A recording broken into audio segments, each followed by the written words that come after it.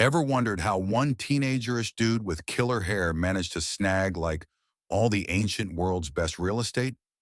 Buckle up, history nerds, because we're diving into the epic saga of Alexander the Great, a young king whose ambitions were bigger than his massive empire and his ego. From day one, this kid was surrounded by brainy types, including the legendary Aristotle, who probably spent more time explaining philosophy than, how to properly wield a sword. Talk about intense education. And then, bam, Daddy Dearest exits stage left, and suddenly, at the ripe old age of barely legal, Alexander's the king of Macedon.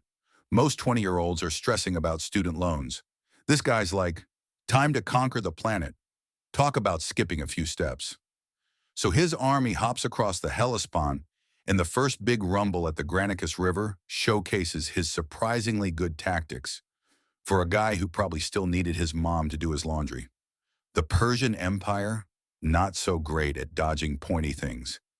He rolls into Egypt, and they're all like, Savior, Pharaoh. Alexander's probably thinking, yeah, I could get used to this.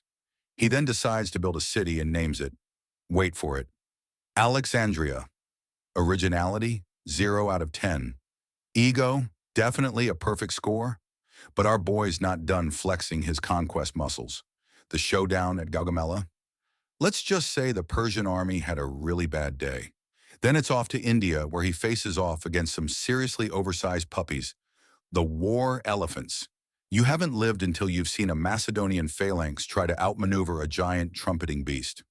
Now, amidst all the sword fights and empire snatching, there was some culture stuff happening.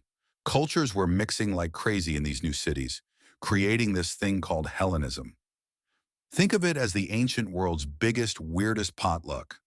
It actually left a pretty big legacy, surprisingly.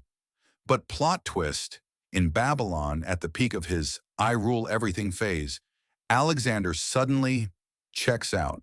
At just 32, theories range from too much partying to someone slipped him a bad olive. Either way, his world's greatest empire kit suddenly got recalled. So there you have it. Alexander the Great, a legend who proved that even a young dude with a massive ego can achieve unbelievable greatness. And then, not so great an ending. Subscribe for more tales of history's biggest overachievers and occasional underplanners.